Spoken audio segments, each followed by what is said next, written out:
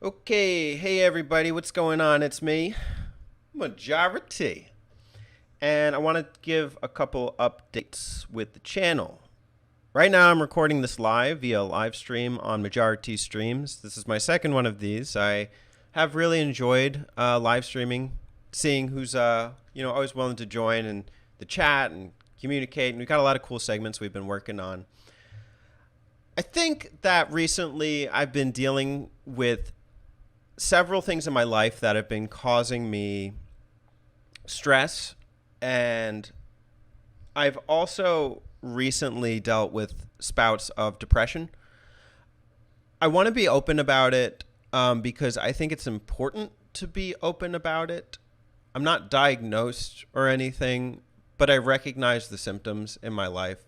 I think when people see me, they think, like on camera on YouTube, they think like, man, that guy's got it going. Everything's great for him. He's chipper, he's happy, and all of that. I think they mistake my passion for YouTube as me being all right. The good thing is, like, I've been very resilient my whole life, and I don't let it overtake me.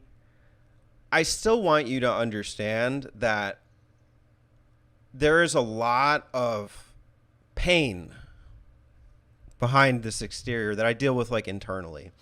And I mean, there's some things that happen either at work or in my social life or with family that exacerbate that pain.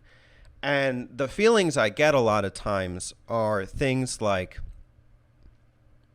purposelessness, like, what's the point? Do people even like me, etc. Now, I have good control over these things. I am not suicidal. I don't ever let those feelings consume me, and I'm really emotionally aware. But it doesn't mean it doesn't affect me. And sometimes I kind of just, stroll through the day with a lot of apathy and a lot of like self-judgment. And obviously that affects my YouTube uploads. And some people will probably be like, well, maybe you should just stop doing YouTube. Maybe you should stop caring about it. Actually, I think it's been really good for me doing YouTube. I've stuck it out for a long time, partially because it does give me that sense of purpose and care. I really do care about the content I put out, that I work towards. And I think it makes me feel good to know that I can create this kind of community where I don't need to feel this by myself. Because oftentimes I feel like I'm in an enclave or something, like if I'm just kind of isolated from a lot of the world. And streaming, honestly, has allowed me to kind of branch out and express myself in ways where people are maybe not communicating in the traditional sense. This is no substitute for in-person dialogue, etc. But I think it's been really good for me. So is podcasting. I've really enjoyed working with Alex and Spencer and a lot of the other friends and community on the Button Mappers. I think I've stuck it out for about 7-8 years now. I think 2014 was my first uploads when I was really just striving to create that space for myself. And I don't intend to give that up anytime soon. And so, I want to keep pushing. One of the things that kind of gets in the way of me creating more content is that if the content feels random, I, yes, maybe get less engagement, but I also don't really feel like I'm doing a great job of creating that sense of purpose for myself. So there are times in YouTube where I felt like I do a great job at establishing something meaningful. The Star Fox narrative analyses. I remember that from 3 years ago, I was spending a lot of time drafting out scripts, creating hour-long audiobook style format stuff for, video games that I cared about and the narratives, etc. And it was a great passion project. I fell off from the Star Fox narrative analyses because the second half of the Star Fox lineage that I didn't cover doesn't exactly excite me. And it also coincided with my work year. So, I had done it over the summertime when I have a lot of free time. And I mean, like, this is the perfect time for me to do something like that again. Other series that have worked well for me are things like community table topics. I think even just reviews. I liked doing a lot of reviews back in the day. So one thing that I've just been weighing in my mind is, how can I bring purpose back to the channel? What are some projects that I could work towards that are going to be good for me and for you? And so I want to draft a couple ideas here about things that I can work towards on Majora T, on my channel.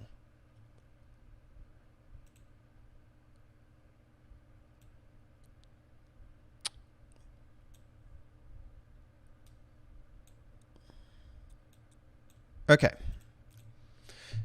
So I think narrative analysis is a bit too ambitious for now, because it really is like super focused on like one thing, and I don't want to just create like sporadic narrative analyses for video games. If that's something I want to do later, I think it's fine. But right now what I need are some short-term victories. I need to feel like, yo, this series right here is one that I am going to own.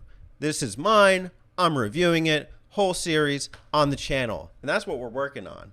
So a couple of review series that I was thinking of working on. A lot of these are Nintendo, you know, so that's what it is. I think I still want to do them because they're important to me. They're ones that I'm comfortable talking about and like I feel like I have some expertise in. So the first is F-Zero. It's short. It's sweet. There's F-Zero, F-Zero X, GP Legend, Climax, or Maximum Velocity, Climax, I guess, and GX. You know, 5 reviews. I don't think that'd be that bad. The next is Kirby. So there's more Kirbys. I don't know how many there are. Maybe Terry can help me out here. But I think they're quick and short and fun, and that would be kind of an easy achievement. So I would put like X hypothetical like 15 or something. Even though I care about SMT and Dragon Quest, I don't think those are short-term victories because they're RPGs and it would just take me a long time to play them and to come up with a definitive thing. And I never want to rush the RPG process. So I'm hesitant on RPGs. But one thing I'm not hesitant on is spaceship shooters. I think it would be cool to do like 5 to 10 spaceship shooter reviews because they're quick, fun, and I do have some nostalgia and enjoyment out of them. They're really tough. And some of them are, I don't always like the modern ones per se. Like I tried this one on PS4, Soldner X, I think that's what it's called. And like it kind of locks progression. You have to like get collectibles in certain levels and play them over until you find them. They're all like weirdly hidden. But I mean, like it would still be fun to like review and talk about them. I feel like they're maybe a bit more obscure than some of the Nintendo stuff, so that could be cool. I'm hesitant about Zelda because I feel like some of the earlier ones on the NES or even on the Game Boy, I mean, I like Oracle of Seasons and Oracle of Ages, but I'm just hesitant about, I guess, talking about ones that, and Zelda's very divisive, but I think that's also what brings some engagement to it. So I could try and look at them in objective manners with subjective opinions. So I could do like 5 Zelda reviews. And then I think the long-term project that I really, you know, kind of opened my mind to, there's 2. The first one, I think is the one I'm more serious about, and it's called Project 64. Project 64 would just be playing and reviewing as many Nintendo 64 games as I could. I'm hesitant about starting that because I feel like that's a very long-term project and it would be easy to get overwhelmed. Like I feel like I need to start with one of these ones first and then come back to Project 64. But on the flip side, it's almost endless. There's 464 games. So like that would give me like a lot to work towards on the channel. So Project 64 is a potential long-term goal for the channel. I love the Nintendo 64. I just want to own it I think some of my most successful videos on the channel have been Nintendo 64 related, and I think there is a lot of nostalgia and love for it. So I'm open to it. I think it would just be fun. It would be fun to get like that level of expertise, to feel like, yeah, that's my system. I really know a lot about it. I did have one other idea,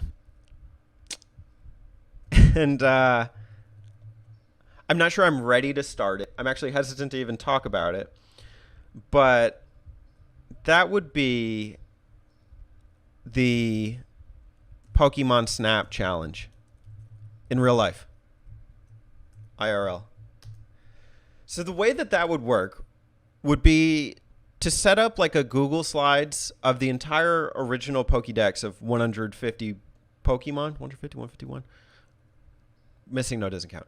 150. And to try and find the closest approximation to each Pokemon in real life. And then at the end of a year, just do a video on what I was able to collect. I got this idea one day when I was just going out for a walk. And I don't know, it would be weird, and I would have to come up with some very explicit rules, but I also don't want to limit what the creations are. Like, I don't know if it's fair to go to the zoo and then like take pictures of all the animals that are really close. But then again, like, maybe it is. I don't know. Maybe it would be a good excuse to get out. And the thing is, like, it's never stagnant. Like, I could always update a photo with a better photo. Like, let's say like it's really easy to get a picture of like a freaking Caterpie or something. I just go in the backyard and find a caterpillar. Well, maybe it's like I get one with like 5 caterpillars in the back or something, or like a really good close-up. So like, I think there's a lot of creativity that could come with the Pokemon Snap challenge. Those are some ideas about projects I can work towards on the channel. I would be open to you letting me know which ones would excite you the most, although I am going to navigate my personal excitement for it alongside yours. So, there are no promises about what I will do. I may add things to this list. But yeah, I don't know. I'm happy. I'm excited. And I do thank you for listening to my spiel, my bit. I don't, like, the last thing I don't want people to worry or pity me.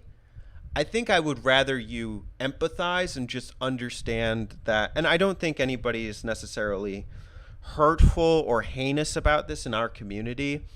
I would just ask for, I guess, open-mindedness and just support, being supportive, whatever way that you see fit throughout this process. I am going through a lot, like I said, but it would never stop me from doing what I love. And I'll just thank you for being here with me. It really does mean the world. So.